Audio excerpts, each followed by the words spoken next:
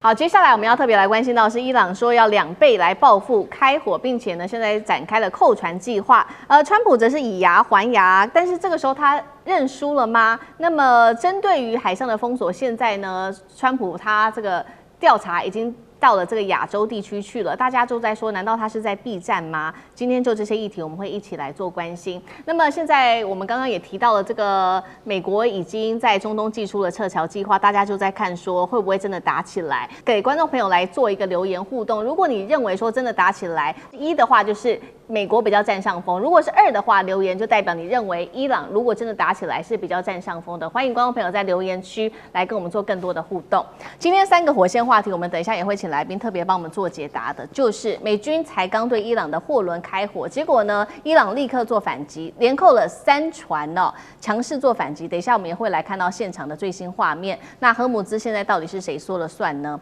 同一時間，我們來看到呢，美軍他現在把攔截的戰場從荷姆茲正式的轉到我剛剛提到的亞洲地區去了，包括在印度洋跟東南亞。那為什麼他要這樣做呢？這是戰術升級，還是避免跟伊朗的正面衝突？第3件事情是，現在看起來川普的態度為什麼突然間暫緩降溫了呢？他說伊朗沒有違反停火，一邊他卻緊急的把他的民眾撤離中東，到底是戰爭前最後的撤離訊號，準備要發動戰爭了嗎？今天就這些議題，我們都會一起來做關心。好，趕快來關心到的是，美軍當時不是用他的艦炮對伊朗的這一艘貨輪圖斯卡號開火，結果呢，沒有想到的事情是，伊朗加倍奉還，1天之內，它是連續襲擊了3艘的船隻，當中的2艘船隻還被伊朗直接扣押，被視為是說，你現在是直接複製美軍的執法模式嗎？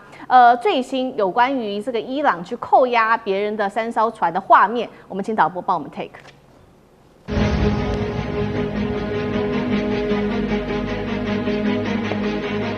好，這畫面上可以看到呢，這個伊朗的士兵就是直接登陸到了對方的這個船上面，然後去做這個船上面的扣押行動。那這一場計劃，其實在1天之內，一共是有3艘船被扣押了，包括了我們來看到第1艘，這個是伊巴密農達號，那麼它這個是懸掛的是賴比瑞亞的旗幟。第2艘遇襲的船是這一艘船是法蘭西斯卡號，上面有巴拿馬的旗幟。那麼第3艘則是這一艘，上面有懸掛的也是同樣是巴拿馬的旗幟。我們看到這個伊朗態度強硬，但是美國方面為什麼在這個時候突然間川普態度軟化了呢？他說伊朗沒有違反停火的協議，停火協議呢，他說沒有期限，也沒有一個時間表，希望看到伊朗能夠做出一個一致的回復。那麼針對於這個美軍呢，至少攔截了3艘伊朗的貨輪，我們也來看到他怎麼做引導呢？他就乾脆呢把它攔下來之後，引導到其他的方向去了。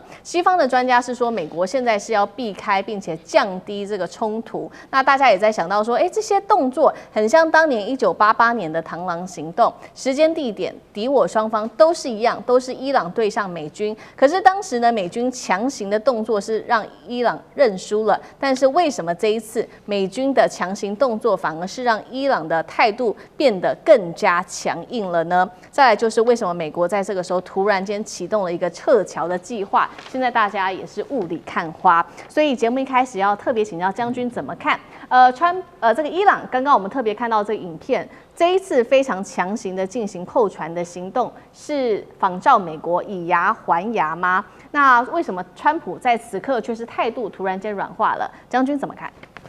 我想這次這個美軍去這個攔截圖斯卡號跟1988年的這個所謂的螳螂行動是有點不太一樣，因為那時候這個伊朗用的是軍艦，而且是跟美軍2個有互相的射擊所以後來是美軍將它擊沉。那圖斯卡號不是軍艦，它只是一艘貨輪而已。那美軍這時候你等於說你去打軍艦還沒有話講，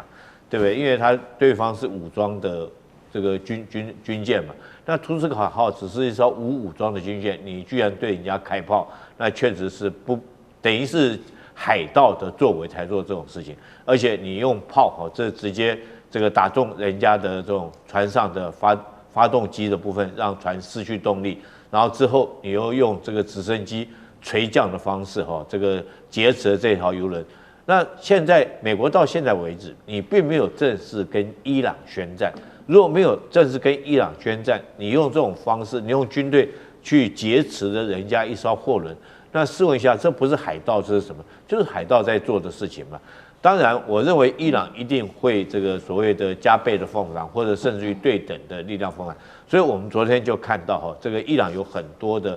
對很多這個包括英國的貨輪它也開炮來射擊甚至於這個展開的反擊行動。那伊朗有沒有這個能力？我認為伊朗有這個能力如果說伊朗沒有實施這種反擊能力的話，那就沒有地理了。那什麼叫做沒有地理？你知道地理優勢就是在伊朗嘛，荷姆茲海峽就是它在這邊那也就是1988年那次螳螂行動之後，這個我認為伊朗那時候他發現說是他在軍事上面，在海面上面純粹靠武力是沒有辦法，跟美軍打仗的話是沒辦法獲勝的，所以他必須要用不對稱的戰法。他用什麼不對稱的戰法呢？就是我們剛剛講的，他用蚊子艦隊，小型的快艇。然後利用這種優勢，那利用它沿岸這個來將這些快艇藏在它的海灣裡面的各個這種岩石的縫隙裡面，它總共將整個海岸地區劃為5個防禦區塊，然後另外有38個島嶼，它在這邊總共設立了10個海軍基地。其實我以前在金門的時候我們也是這個樣子這個你知道金門我們講有很多的坑道。大家不要以為說金門的坑道裡面只有放戰車、放炮彈，其實那坑道是挖到海平面下面，所以說下面來講的話，是船只直接可以開進那個坑道那個洞裡面。那上面是一座山，你根本炸不到，也封不到，而且坑道的進出口都是非常的隱蔽的它如果說像這種快艇、蚊子快艇直接從裡面衝出來，對海峽裡面行駛的這個船只，當然他如果說他要去攻擊美軍的艦艇，可能不太容易了。美軍的艦艇上面火力都很強，包括它的這種導彈或者是方陣快炮，是一定你就算是你100節的速度，它還是可以打到你。可是這些蚊子這種快艇，這個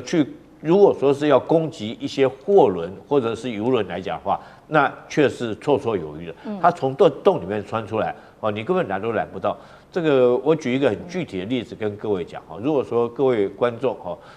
你有機會你到金門去旅遊的話，金門曾經有10萬大軍駐守在那邊過。那其實金門裡面也有很多的海底坑道那除了說是它已經開放了之外，你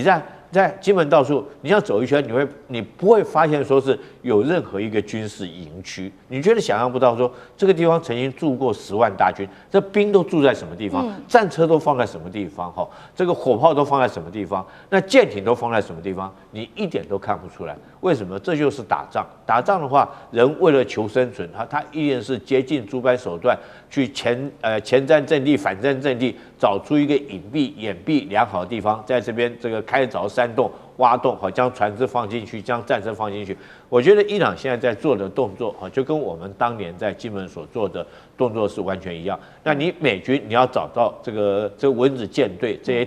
艦艇的這出入口的話，我覺得是非常難的。它因為不管是你從天上的衛星，或者是軍艦上面的雷達，甚至你用望遠鏡都不見得可以看得到。所以你要摧毀這些船只沒有那麼容易，但是它卻可以輕易對你們這些貨輪來實施攻擊。好，這是來自於伊朗的攻勢非常的多元。那也請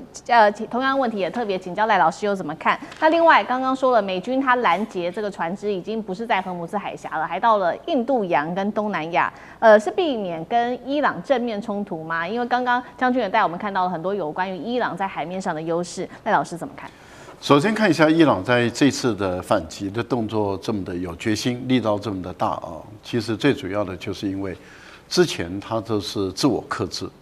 自我克制被美國解讀為軟弱例如說他的民兵指揮官派駐到伊拉克的民兵指揮官蘇萊曼尼被美國用無人機去刺殺應該講是謀殺而伊朗的反擊的方式就是說，我先通知你我要打你哪個軍事基地，然後打你軍事基地的某一個角落，你把人員有價值的武器裝備都撤掉，那讓我打了一下，那就打了一下以後，就跟大家宣告說，我贏了，我已經報復了，我已經報仇了，我把美國駐中東地區的軍事基地，那麼就打了一下。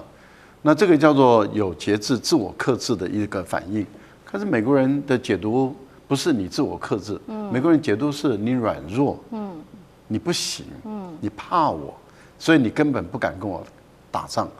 但是在這一次，伊朗就豁出去了。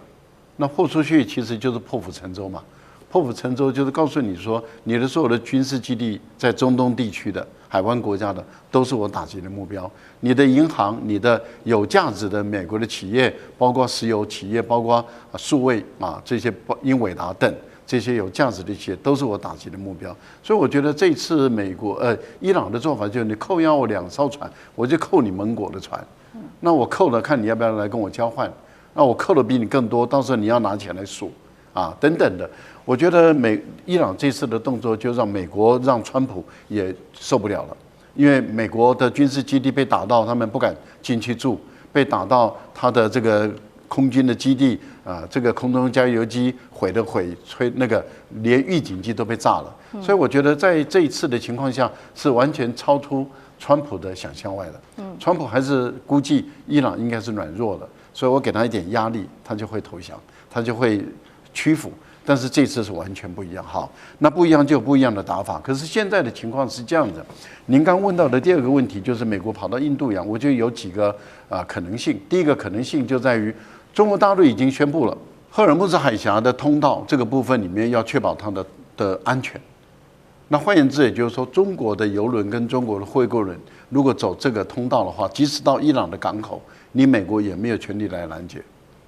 那因此，當中國大陸宣布了以後，這是由習近平宣布的。接着您看到董軍也就這樣子一個宣布的時候，那就是代表中國的軍方會出來了。哦，那對於美國來講，如果還在赫爾木茲海峽這個地方攔截中國的船的話，那會出現什麼問題？可是不攔截中國的船，又會是什麼樣的一個情況？對，不攔截中國的船，就會被大家嘲笑嘛，大小眼。攔截中國的船，那這個時候中國的戰艦跟你的戰艦在那邊對峙，其實也有過幾次對峙了，啊，所以對美國人來說的話，這個仗打不起啊，因為5月份川普就要到中國來訪問了，這個仗怎麼能打？所以我覺得這第一部分裡面就是中國已經表明態度了，沒有人可以封鎖我的，所以中國的船要經過這個海峽，還包括伊朗方也好，包括你美國方也好，那中國的船就是要通過這個海峽。我們也看得到中國的船事實上在伊朗方這邊事實上是通過這個海峽的，現在是美國方你不能通過，那美國來講的話，那當然就離開這個海域對他比較好，這第一個因素。第二個因素就是離開這個海域，避免被伊朗打到，因為我們都講過，當你要攔截一艘船的時候，你要用2艘船去保護它，一艘抵2艘。那你想想看，你如果在這個地方攔截，你出動4艘船攔截的話，你等於是8艘船在保護它，那你等於是根本沒有作用了嘛，你根本失去戰鬥力。所以你離開這個地方就不需要用1艘船、用2艘船去保護1艘船了。那這個當然就遠離了赫爾木茲海峽，這是第二個因素。第三個因素就是美國沒有宣布對伊朗戰爭，它是軍事行動，它沒有宣布戰爭。但是當他在任何一個海域攔截伊朗的船的時候，等於是間接的宣布我跟你伊朗是交戰國了。那我就根據交戰國的國際公法，我在任何海域都可以攔截你的船。那這個部分裡面你要看美國的國會同不同意嘛？美國國會認不認賬？5月1號就見真曉了。是好，所以我們看到美國的海上執法行動從這個荷姆茲轉向了印度洋跟東南亞，被視為是也是跟伊朗還有跟中國讓步嗎？同樣的問題也特別請教楊老師怎麼看？美國的威懾力是不是在逐漸的消失？現在我們看到，如果拿這一次圖斯卡號跟剛才提到的1988年的就是螳螂行動來對比的話，當時是一個單純的海戰，因為美國的軍艦被水雷這個撞到襲擊受傷，然後呢，伊朗的軍艦叫喬山號就接近，接近的時候引來美國其他數艘這個不同等級的軍艦，然後呢跟喬山號交戰，那把喬山號給打沉。那伊朗之後就沒有再做任何的回應。那當然呢，相關的這些對於海面上的騷擾行動也減少。現在這一次圖斯卡號它是一個貨船，剛才這個酈將軍講，但最重要的是現在是在進行戰爭中，而且戰爭的現在已經多樣變成不是單純水面艦的交戰，現在變成是飛彈、無人機以及海峽的封鎖。所以你看到伊朗就回應針對荷姆茲海峽3艘，我們剛剛看的那個圖，就是影片上面的，也就是你扣我的圖斯卡號，我就扣3艘各國的就是船艦，对，來回應你。因此你扣我图斯卡號，因為都是載貨、載油、載氣，所以呢，也就是說我受損，但全球也因為你的行動受損。那這樣子的一種就所謂的